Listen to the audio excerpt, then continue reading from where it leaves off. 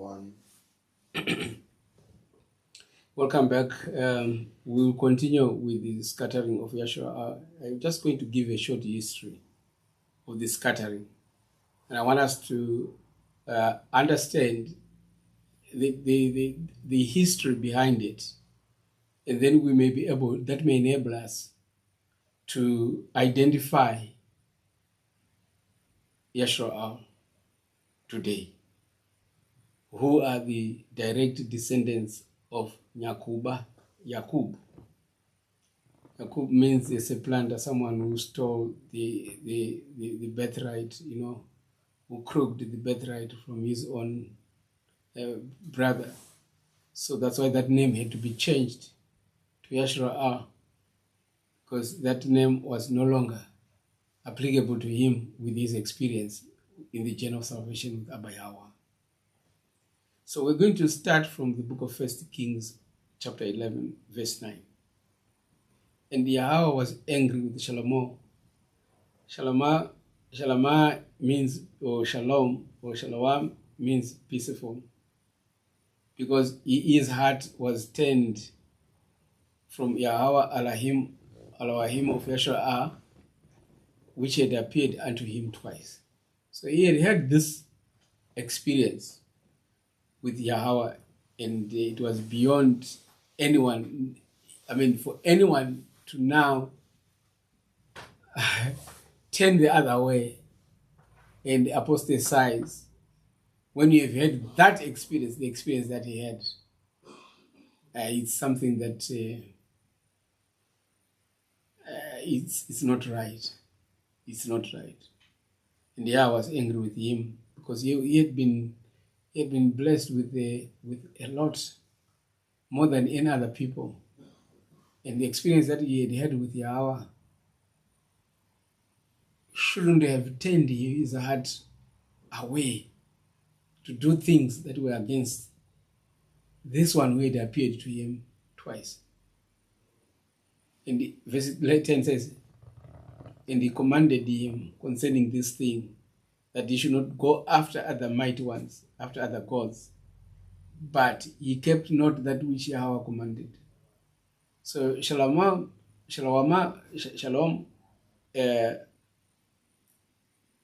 went after other deities. He worshipped other gods, for which he should not have done. Wherefore Yahweh said to Shalom, for as much as this is done of thee, and thou hast not kept my covenant and my statutes, which I have commanded thee, I will surely rend the kingdom from thee, and will give it to thy servant. Notwithstanding, in thy days I will not do it for David my father, thy father's sake, but I will rend it out of thy hand from thy son. So Yahweh, in his mercy, he delays the dividing of the kingdom in his time. He does not experience the loss, but instead his son was going to experience this. Howbeit, I will not rend away all the kingdom, but I will give one tribe to thy son for David, my servant's sake, and for Jerusalem's sake, which I have chosen. So that's what Yahweh has said. Now, we move forward, fast forward 1 Kings 11, verse 28 to 40. And the man Yashar'Al was a mighty man of valor. And Shalom, seeing the young man that he was industrious, he made him ruler over all the charge of the house of Yasaph. And it came to pass at that time, when Yashar'Al went out of Jerusalem, that the prophet Yhuh and the Shilonite found him in the way, and he had clad himself with a new garment, and they two were alone in the field. And Yhuh caught the new garment that was on him and rent it in 12 pieces. And he said to Yashar'Al, take the 10 pieces, for thus saith Yahweh, the Elohim of Yashar'Al, behold, I will rend the kingdom out of the hand of Shalomo, and will give 10 tribes to thee. But he shall have one tribe for my servant David's sake, and for Yashar'Al's sake, the city which I have chosen out of all the tribes of Yashar'Al. Because, verse 11, because that they had forsaken me and have worshipped Ashtoreth, the goddess of the Zidons. Zidons, those descendants of Ham, had this goddess, Ashtoreth, god of fertility. Still Baal worship, still the same thing. Chemosh, the god of the Moabites, and Milcom, the god of the children of Ammon, and they have not walked in my ways, to do that which is right in mine eyes, and to keep my statutes and my judgments, as did David his father. Hey, beloved, I think sometimes we are not serious. You think Yahweh will punish others for not keeping his statutes, for not obeying his commandments and his judgments? He will punish others. And then you, in the New Testament era, he will let you do anything that you want. If he punished them for not keeping the statutes, you think you are exonerated from keeping the statutes because Yahusha died on the stake? Come on, man. We don't worship such an Elohim. Yahweh is the same yesterday, today, and tomorrow. If he punishes for any wrongdoing, he does not do it in a manner that is selective, so that he punishes this one and does not punish this one for the same things. There will be a reason for not doing that. So Yah wants us to keep his statutes. Howbeit, I will not take the whole kingdom out of his hand, but I will make him prince all the days of his life for David my servant's sake, whom I chose, because he kept my commandments and my statutes. But I will take the kingdom out of his son's hand, and I'll give it unto thee, even 10 tribes. And unto his son will I give 1 tribe, that David my servant may have a light always before me in Yashar'Al, the city which I have chosen, to put my name there. So, because Shalomo rebelled Yahweh and started worshipping other gods, Yahweh takes away the 10 tribes from him, and he remains with the 2 and the half tribe of Aaron, because he worshipped other deities. That was the reason. 1 Kings 11:37, he continues to say, and I will take thee, thou shalt reign according to all that thy soul desireth, and I shall be king over Yashar'Al, and shall be king over Yashar'Al. And it shall be, if thou wilt hearken unto all that I command thee, and will walk in my ways, and do that is right in my sight, to keep my statutes and my commandments, as David my servant did, that I will be with thee, and build thee a sure house, as I built for David, and will give Yashar'Al unto thee. These are the conditions. Obedience, keeping the commandments of Yah and the statutes of Yahweh, would make Jeroboam prosper. And he would have also a house, a sure house. It says, and I will for this afflict the seed of David, but not forever. Shalomo sought therefore to kill Jeroboam, and Jeroboam arose and fled into Egypt, or Mizraim, unto Shishak, king of Egypt, and he was in Egypt until the death of Shalomo. So do you see that these people, they always were together? The Hamites and the Shemites were always together. Egyptians and the Yashar'Alites, they were always together. The land of Egypt was kind of a land of refuge for Yashar'Al. Whenever there was a problem, you see, Egypt and Cush represent Africa. And this land apparently has been kept as a land of refuge for the nation of Yashar'Al.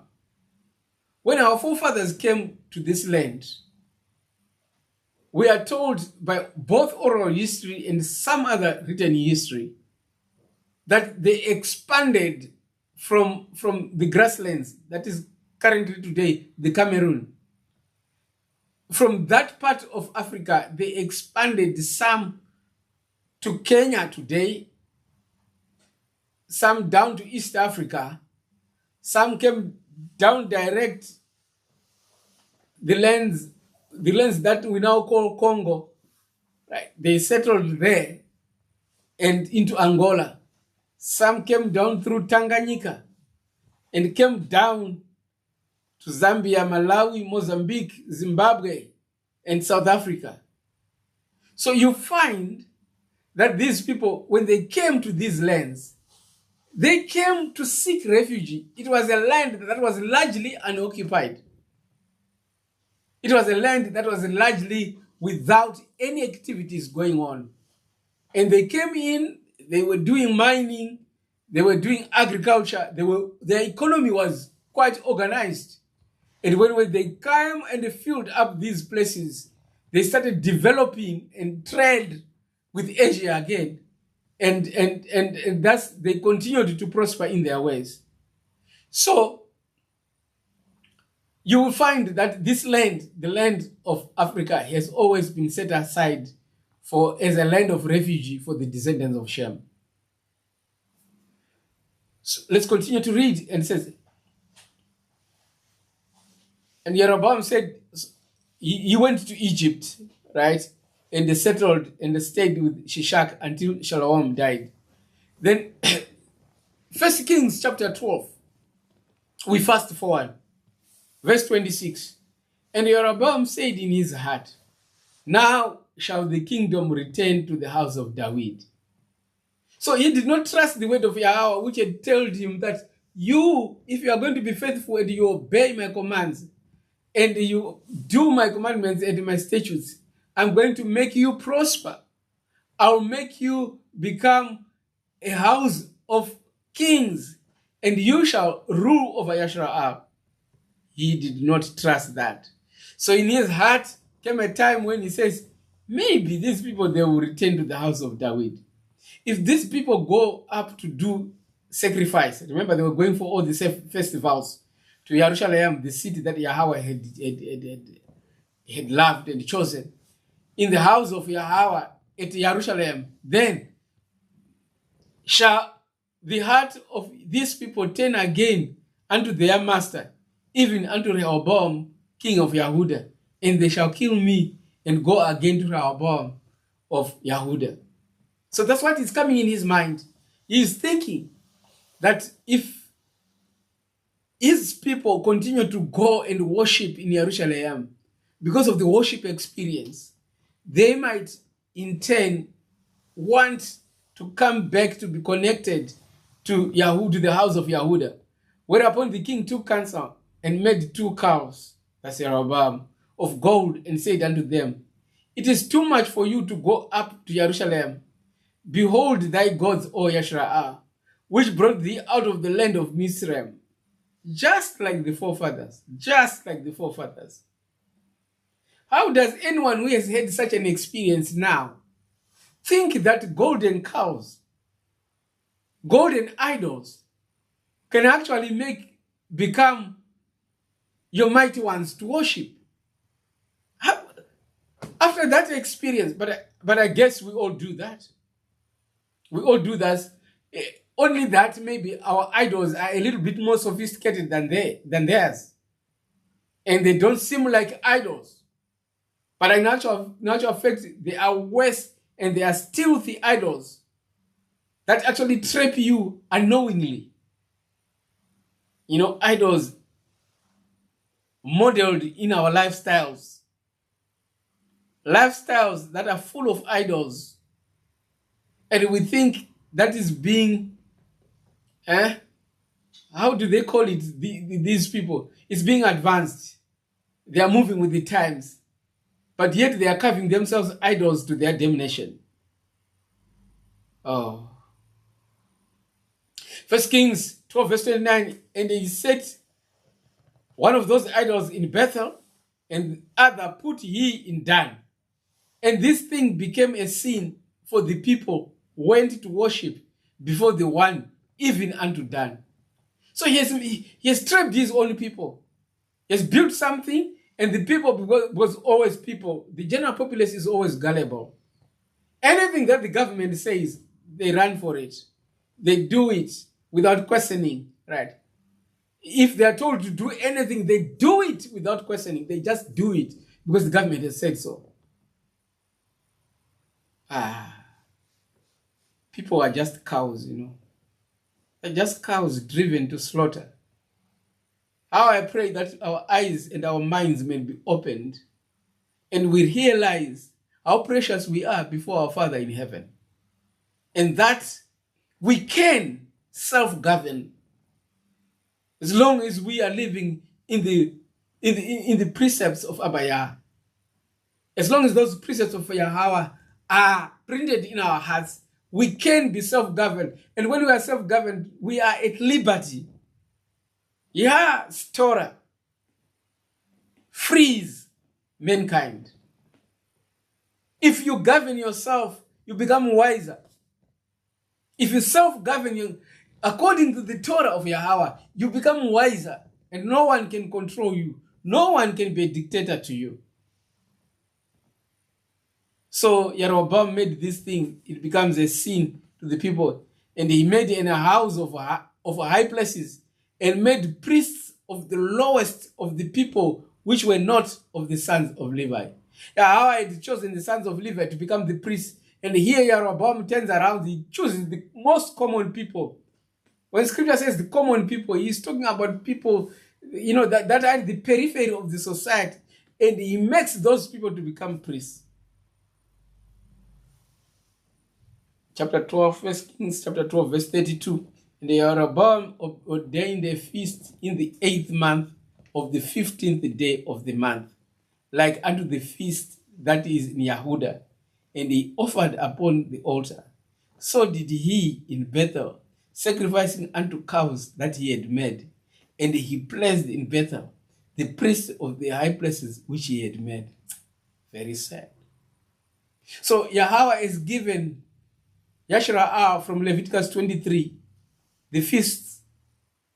And one of the feasts there given is the Feast of Tabernacles.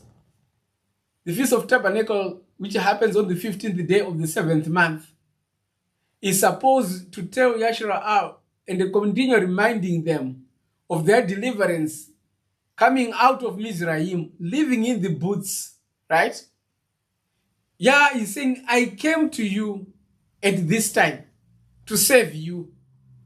And Yah sends his son to be born in Yashar'Al in the 7th month on the Feast of Tabernacles. And Yahweh's kingdom, Yahweh's son, will come to establish the same kingdom again on the 7th month at the Feast of Tabernacles in the future. So instead of following the calendar of Leviticus 23, where they were supposed to be start the feast on the 7th month, on the 15th day, Jeroboam changes it. He puts it on the 8th month, on the 15th day. Does that sound familiar? Oh yes, it does. Christmas is a replacement of the Feast of Tabernacles, and they've put Christmas and made it a set-apart day.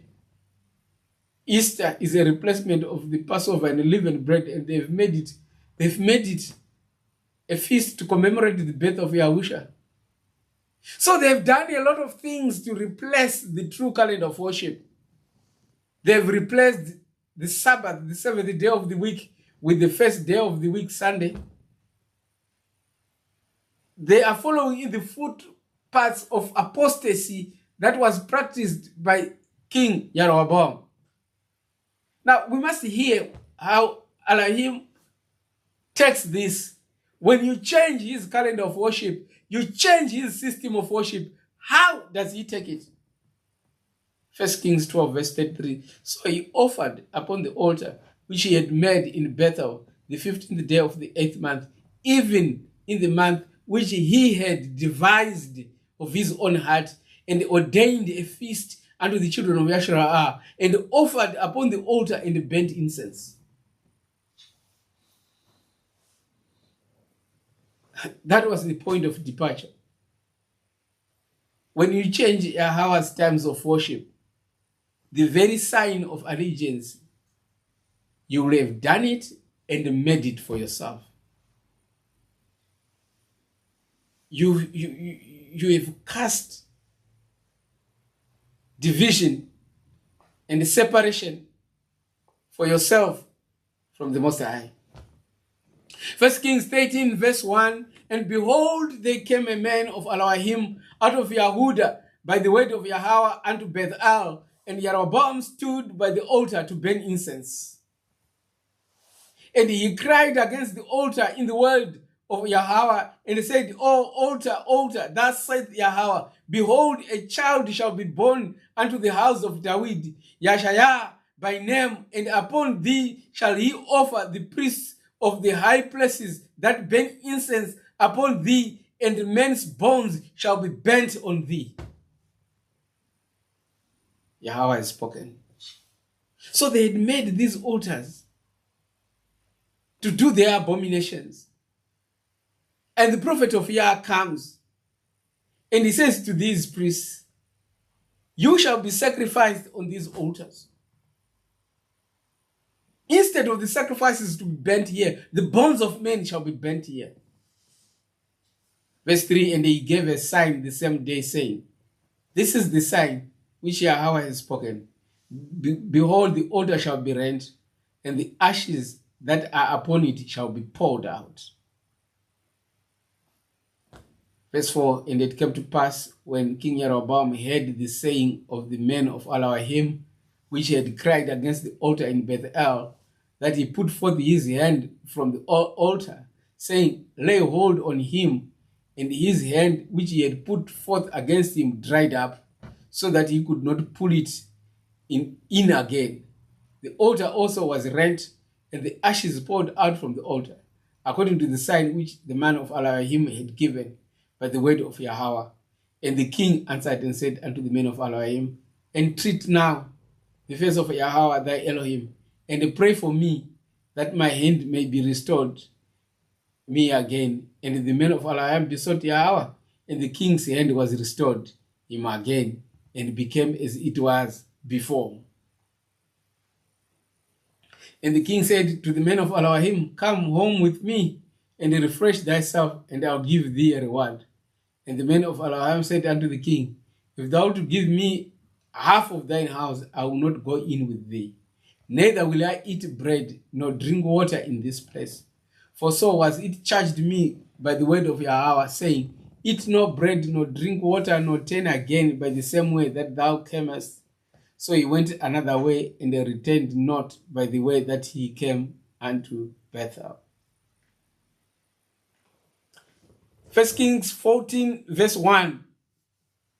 We still continue with the history of the scattering of the 10 tribes.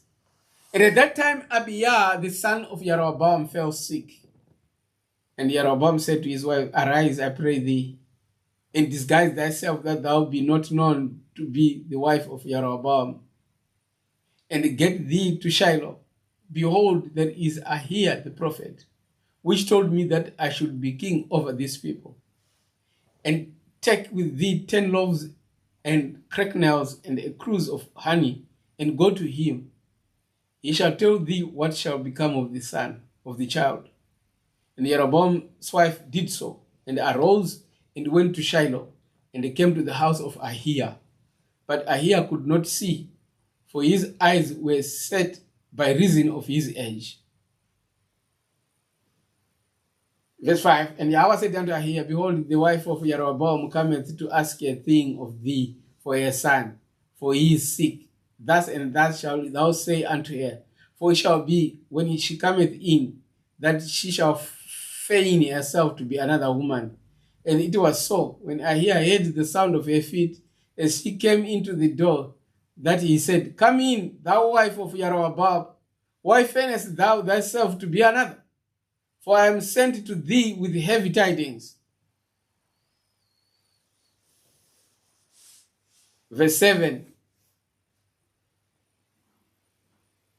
Verse 7 says, go tell Jeroboam, thus saith Yahweh Elohim of Yashar'Al, for as much as I exalted thee from among the people, and made thee prince over my people, Yashar'Al, and rent the kingdom away from the house of David, and gave it thee. And yet thou hast not been as my servant David, who kept my commandments, and who followed me with all his heart, to do that only which was right in my eyes. This is favor unfathomable. Yahweh's memory is able to erase all sin. That's amazing favor. As far as Yahweh is concerned, David is sinless. Did you see that? Despite all the things about Uriah, about Bathsheba, and all those other things, despite all that, in the memory of heaven, all that is erased. It's no longer there. But he has done evil above all that were before thee. For thou hast gone and made thee other mighty ones, other gods, and molten images to provoke me to anger, and hast cast me behind thy back. So when we worship other mighty ones, when we change the calendar of worship, beloved, it attracts the wrath of the Most High. I don't know how I can repeat this. Changing the set-apart days that Yahweh has put in place does provoke and invoke wrath that leads to destruction. His patience, his forbearing, we should not take it for granted. The fact that he has been patient with us because we did not know, because truth had not come to us, does not mean that he accepts your Sunday worship. The fact that he has been quiet and does not charge you against your festivals, denying the festivals of Leviticus 23, but keeping the pagan, demonic festivals of the world, the fact that you continue to do that does not mean Yah is approving. A time will come when he shall say, it is enough. 1 Kings 14 verse 10. Therefore, behold, I'll bring evil upon the house of Jeroboam. I'll cut off Jeroboam, him that pisseth against the wall, and him that is shut up and left in Yashar'Al. I'll take away the remnant of the house of Jeroboam, as a man taketh away dung, till it all be gone. Him that dieth of Jeroboam in the city shall the dogs eat, and him that dieth in the field shall the fowls of the air eat, for Yahweh has spoken it. Arise thou therefore, get thee to thine own house, and when thy feet enter into the city, the child shall die. This is the sentence of disobedience. When Yah has done so much for you, and you continue to disobey, and continue to rebel, the long suffering of Yahweh one day will come to an end. That's why this message is coming to you today, so that you may know that which is truth and make the right choices for your eternal destiny. If we continue to forbear, if we continue to resist, the time will come when we shall no more be able to come back to the truth. We will be so hardened into the erroneous positions of rebellion that it will be nearly impossible for us to go back. Accept this word whilst you still can. Go and read the scriptures and find it out for yourself, whether it is so or not so. Be like the Bereans, who when Shaul had spoken, they would go into the scriptures and search the scriptures. Read for yourself. Beloved, we need, verse 14 says, moreover, Yahweh shall raise him up a king over Yashar'Al, who shall cut off the house of Jeroboam that day. But what? Even now. For Yahweh shall smite Yashar'Al as a reed is shaken in the water, and he shall root up Yashar'Al out of this good land, which he gave to their fathers, and shall scatter them beyond the river, because they have made their groves provoking Yahweh to anger. And they shall give Yashar'Al up because of the sins of Jeroboam, who did sin and who made Yashar'Al to sin. So because of the sin of the king, the people are condemned. Did you hear that? Because of the sin of the king, the whole nation is condemned. Why is the whole nation condemned? Because the whole nation listened to the king and they followed the paths of rebellion. They followed the paths of apostasy. They followed the paths of worshipping idols, and they are condemned.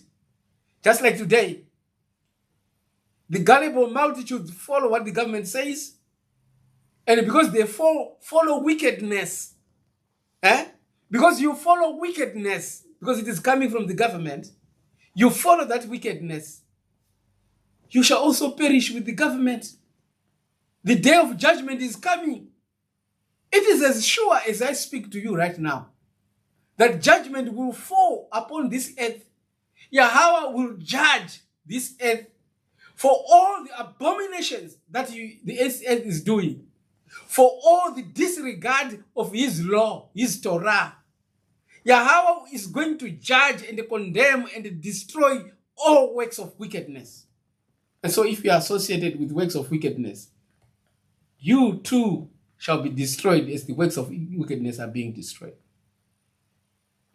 For so it was that the children of Yashar'Al had sinned against Yahweh their Elohim, which had brought them up out of the land of Mizraim, from under the hand of Pharaoh king of Mizraim, and they had feared other mighty ones or other gods, and walked in the statutes of the heathen, whom Yahweh cast out from before the children of Yashar'Al, and of the kings of Yashar'Al, which they had made. So can you imagine?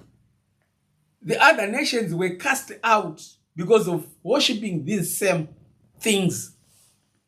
And would you expect Yahweh now to say, because you are Yashar'Al, you can just continue staying, even though when you are committing the very same things that these nations were cast out of their land for? I don't think so. I don't think so. To whom much is given, much is expected.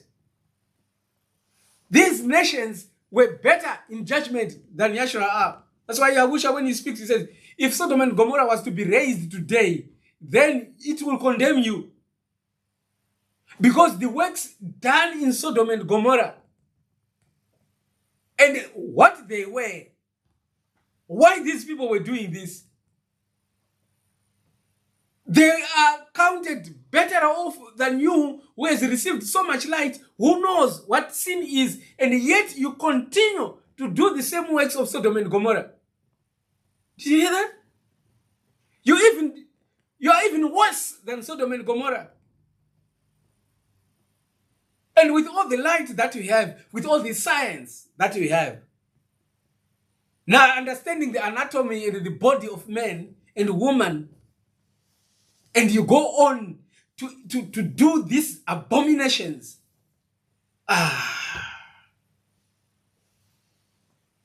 No. And the verse 8 says, and they walked in the statutes of the heathen, whom Yahweh cast out from before the children of Yashar'Al, and of the kings of Yashar'Al, which they had made. And the children of Yashar'Al did secretly those things that were not right against Yahweh, their Elohim. And they built them high places in all their cities, from the tower of the watchman to defend the city. So there was complete, utter apostasy in the land. They were worshipping all sorts of things. The land was an abomination because of men's activities. Yahweh could not look at Yashar'Al, could not look at the land, the good land that he had given them, because of the deeds of the children of Yashar'Al. 2 Kings 17 verse 10, and they set them up images and groves in every high hill and under every green tree, and there they burnt incense in all the high places, as did the heathen, whom Yahweh carried away before them, and they wrought wicked things to provoke Yahweh to anger. For they served idols whereof Yahweh had said unto them, Ye shall not do this thing. Yet Yahweh testified against Yashar'Al and against Yhuh by all the prophets and by all the seers, saying, Turn ye from your evil ways, and keep my commandments and my statutes according to all the Torah which I commanded your fathers, and which I sent to you by my servants the prophets. He's pleading with them. He's pleading with them to turn. He is long-suffering. He is loving. He does not quickly condemn and destroy and judge. He gives each one of us probation, and he woos us back to himself. He makes his ways to be seen, and he allows you to experience him so that you may turn away from your wickedness. Verse 14, 1 Kings 17:14, notwithstanding they would not hear, but hardened their necks like to the neck of their fathers that did not believe in Yahweh their Elohim. And they rejected his statutes and his covenant that he had made with their fathers, and his testimonies which he had testified against them. And they followed vanity and became vain, and they went after the heathen that were round about them, concerning whom Yahweh had charged them that they should not do like them. And they left all the commandments of Yahweh their Elohim, and made them molten images, even 2 cows, and made a grove, and worshipped all the hosts of heaven, and served Baal. Remember we said Baal is what? Baal is Lord. So they too served the Lord. And they caused their sons and their daughters to pass through the fire, and used divination and enchantments, and sold themselves to do evil in the sight of Yahweh, to provoke him to anger. Therefore Yahweh was very angry with Yashar'Al, and he removed them out of his sight. And there was none left but the tribe of Yhuh only. And also Yhuh kept not the commandments of Yahweh their Elohim, but walked in the statutes of Yashar'Al, which they had made. And Yahweh rejected all the seed of Yashar'Al, and afflicted them and delivered them into the hand of spoilers, until he had cast them out of his sight. So that's how Yashar'Al lost it all. That's how Yashar'Al lost it all. They were scattered into the ends of the earth. Yashar'Al later on went into captivity in Babylon. But the mercy of Yahweh, because he had made a promise to Abraham that out of his loins shall come a seed that will save the world. And so that promise, that covenant had to be fulfilled. So he took them out of Babylon again and restored them back into the land. But they were living with many of these other nations in that land. And the Edomites were there, they were ruling over them. The Edomites, some of them were into priesthood, they were rabbis and all these things. And it was a difficult state of affairs in the land of Yashar'Al when Yhuh was there. 2 Kings 17:21, for he rent Yashar'Al from the house of David, and they made Jeroboam the son of Nebat, and Jeroboam drove Yashar'Al from following Yahweh, and made them sin a great sin.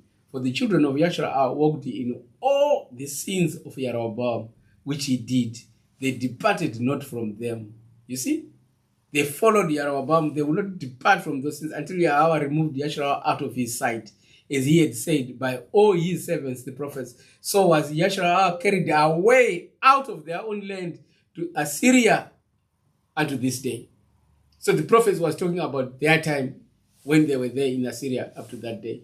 Later on, they were moved away. Some went into the Roman Empire, taken as slaves. You know, they got scattered. Later on, you find that they were the scum of the earth. They were the scum of the earth. And the king of Assyria brought men from Babylon and from Kuta and from Ava and from Hamat and from Shephavam, placed them in the cities of Shameron. marry on Shameron instead of the children of Yashar'Al. They possessed the Shameron or Samaria, and they dwelt in the cities therefore. So you see now, the people that later on lived in the cities of Samaria after the children of Abraham, the children of Jacob, Yashar'Al, had been cast out. Their home was lived by people from Kuta and from Ava and from Hamath and from Sepharvaim, right? Which maybe that's where we get these so-called Sephardic Jews or something like that. These are not Yashar'Alites. These are not Yashar'Alites. These are people, foreigners, who were brought in by the king of Assyria, and the owners of the land had been cast out. So that is how it happened. That's how they were scattered out of the land. We can then now take it from where they were in Assyria. You know, in our oral history, we hear of them talk of having been in Mesopotamia and how great waters were separated, how they were told that they should come to this land of Africa, to the land of Africa, and they stay there and live a peaceful life. We talk about this. We hear about this from the forefathers. This is oral history of the Bantu people coming from Mesopotamia. And they've got a popular statement. They say, Bakuba is far where we came from. So you see, it's a common statement amongst all Bantu tribes. They always reminisce about Bakuba, where they came from, which is part of Mesopotamia up there in Syria, I'm told. So, having happened like that, let's go back to restoration. Is it important to identify literal Yashar'Alites? We have read Romans 9 and Romans 10, and we saw that Paul is grieved about his people, Yashar'Al, who are lost, right? Yahweh chose Yashar'Al to be the framework upon which he reveals the plan of salvation.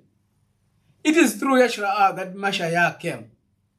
All those who shall be saved are called Yashar'Alites. The foundation and the gates of the city of New Jerusalem are named after Yashar'Alites.